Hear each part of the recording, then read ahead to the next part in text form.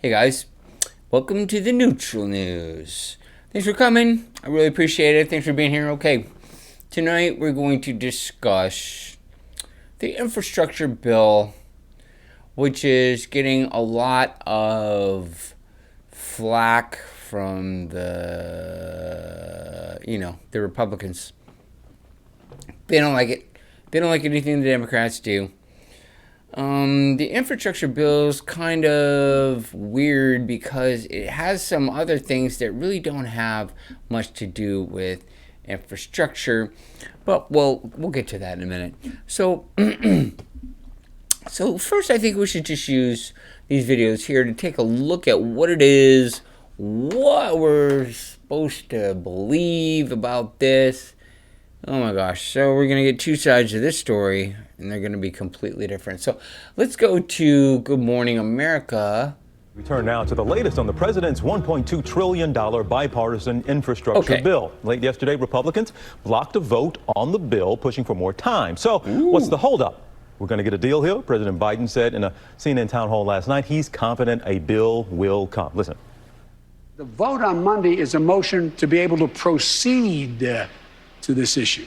Then they're going to debate the issue of the elements, the individual elements of this plan. It's necessary. No, I really mean it. It's going to not only increase job opportunities, it's going to increase commerce. It's a good thing, and I think we're going to get done. One of the people in the room, one of the bipartisan negotiators, is Democratic Senator from Montana, Mr. Jon Tester. Okay, we're not going to watch senators from Montana, but so he's saying it's going to increase jobs. That's a lot of money. It better create some jobs at least. Okay, so what else? We're going to go to, we're going to go far left onto MSNBC and roll them. Action on Capitol Hill today on a major plank of the Biden agenda. The Senate took a procedural vote to begin debate on the bipartisan infrastructure deal. That vote was tanked by Republicans. How'd they do that? Don't they have the advantage? I don't really understand that. So 51 to 49, they delayed it. Motion to invoke cloture on the motion to proceed to the consideration of HR, blah, blah, yakety. Okay. Every single member of the GOP caucus voted against moving forward. Their excuse? A refusal to vote on an unfinished bill, even though process votes like this happen all the time. In other words, no time is lost by adhering to a very simple principle. We're not going to the bill until we know what the bill is. There is no bill. It's just something that's empty. It's literally a shell bill. It's called an infrastructure, but it has no details tied to it. It's about something completely irrelevant. This is a whole new low. Okay, so I think what they're saying there is they don't really understand the bill. So we're about to spend $1 trillion+ on something that they don't really understand. That's hard for me to even grasp. Let's continue for a second.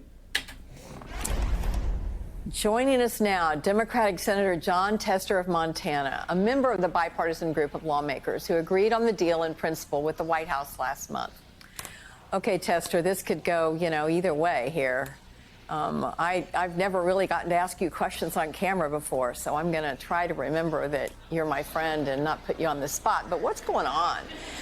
You and I both know there have been shell bills that we've proceeded on before, and we certainly know that there's hardly any bills that get through a motion to proceed that don't have massive changes in them before they get to the finish line.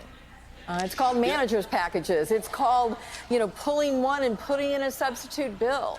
How close are you, and what is really going on behind the scenes here? I was a little surprised that they are talking totally over my head. Really, I don't understand anything she just said. And I don't understand why they're not able to just jam this thing through, because clearly they have the advantage. Okay, I was going to go on a little bit further. This is interesting. Nobody even said we're willing to start the debate to get the clock running. So, I mean, look, you're exactly correct, Claire. We do this all the time, and it's not like this bill isn't known by anybody in the Senate who wants to know about it. The changes that we've made over the last week, some are significant, but most of them are pretty minor tweaks. And I think that hopefully we'll have a bill done today that the text will be able to be written on, that everybody will know exactly what's in it, right to the dotted I and crossed T by Thursday or Friday. But the end game here is that there's only so many legislative days left before we leave for August. Then we come back in September. There's not that many legislative days either. Okay, so they're fighting a deadline. That much is true. Also, it seems like the details have not been fully worked out, so there is some kind of resistance even from the Democrat side. Otherwise, they should be able to push it through with absolutely no problemo. So I'm just going to leave it at that because I'm sick of this guy. Lindsey Graham, I'm not a big fan of, but he's going to say harsh things. He's very entertaining when he talks. Listen to this. I'm sure it's going to be good. Now, while our border completely breaks down, the Biden administration has set its sights elsewhere. So-called American infrastructure, but not by addressing the very real issue of roads and bridges, but rather by pouring billions into political pet projects that could fundamentally change the face of this country. Now, earlier tonight, Majority Leader Chuck Schumer decided to move toward a final vote on the bill despite the fact that it hasn't even been written yet. Here now, Senator Lindsey Graham. Senator, the media is still calling this effort, quote, bipartisan. How is this bipartisan, and why would a single Republican, even if you're retiring, grant them the veneer of legitimacy here? Again, they clearly have the advantage to push this through. Whatever resistance they're encountering is coming from their own side, because this is probably getting ridiculous even by their standards. Well, Amy Klobuchar kind of gave away the game. Watch. What you can do with infrastructure, which is not in the bipartisan package, and I'm glad they're continuing to negotiate and make progress. What you can do is put election infrastructure in there. You could tie it to certain things as incentives for states to do same-day registration, to do the mail-in balloting. Okay, oh, shit. Mail-in ballots, that's part of infrastructure. That really helps What? roads and bridges, right? Yeah. So this is a power grab. The $3.5 trillion Democratic infrastructure package has got not a damn thing to do with infrastructure. They're wanting to put amnesty in the infrastructure bill. So you had a great story just a moment ago. There it is. Okay, boom, boom, boom. I can go on and let you watch this video, but it's really pointless at this time. Amnesty in the infrastructure bill. Gosh, they're not even trying to hide it anymore, guys. It's getting so ridiculous that they're just gonna well, we're completely full of shit, and what do you think of that? It's kind of like that now. So you can see there are many hidden things in this bill, and inflation is starting to run rampant. You know, it's okay if, gas goes up a little or something like that, but when the price of every damn thing goes up a little, well, that's a lot of money, isn't it?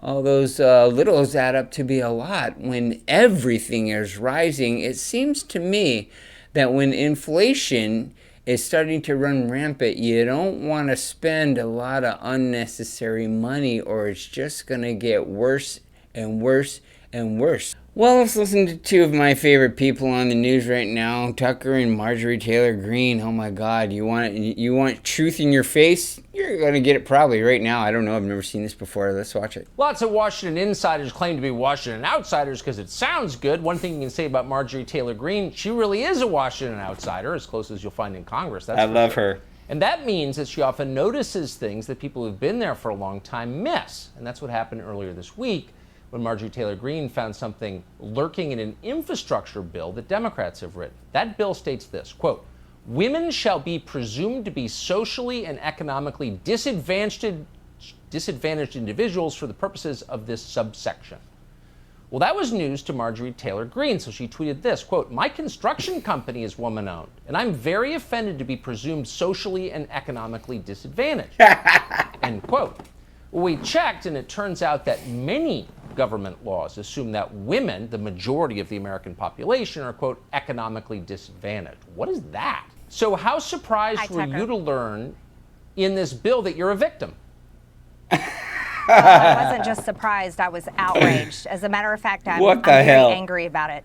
Because I can tell you this, I'm probably one of the only members of Congress that owns a woman-owned construction company. I've been successful in 11 states. We've done a lot of money in revenue. I can say a lot more than the federal government, and we know how to turn a profit, not a loss. And I can tell you, as a member of Congress who's been successful in business, I'm not only surprised, I am very angered to be considered in a category that is socially and economically disadvantaged. Because as a matter of fact, I don't consider myself that way at all. I consider myself one of the luckiest women on the planet because I'm an American woman and I live in a country where through hard work I can be successful, and that's exactly what we've done in our family construction business that is a woman-owned business. And so for Democrats to treat women and put us down in a category where we have to be a victim in order to succeed, I find that extremely insulting, and I see it as a continuation as the Democrats' war on women. But this is how Democrats achieve their agenda. They have to divide everyone up in some sort of political identity, whether you're a woman, you're LGBTQ, transgender, Black, Hispanic, Asian. They have to divide everyone up. They have to give you the message that you're a victim and you can't be successful unless you're using their policy or their government program that they're going to provide to you at a cost to the American taxpayers, and that's how you will be successful. You see, they don't believe in individual rights, they don't believe in our freedoms, and they don't believe in Americans' independent will and hard work to be successful. That's not who the Democrat Party is. They're the party of socialism. And that's why in every single bill I read, and believe me, I read them because as a business owner, I'm used to actually reading contracts and reading information and anything I sign my name on. And that's why in this transportation bill, I was completely shocked and angered and insulted, frankly, as a woman who has been successful in the construction industry. You see, what Democrats want in this disgusting infrastructure bill that they just got through the Senate and Biden announced that they have a deal for, you see, what they want is they want a transfer of wealth. And they don't want to give contracts to transportation companies, to trucking companies, to paving companies that are able to actually do the job and do the job well.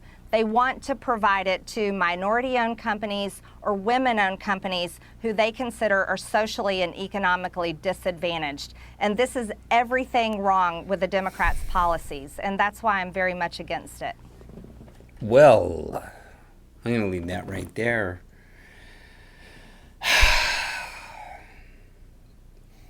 I guess her point is she's got a good point. They're not making practical decisions. They're making more like emotional decisions. When you stop looking at things logically and you run on pure emotion, things are going to go bad. That's common sense. We must look at America like a machine, and we need it to run well for the majority of the people. Now, the white people are no longer the majority of the people. We are the minority. But in order for this American machine to run well, certain things need to be done. And when this machine runs well, it runs well for everybody. And there is no more skin color. And Martin Luther King Jr., his dream becomes alive and well in America. Thank you for watching. Give me a thumbs up, smack it right in the face.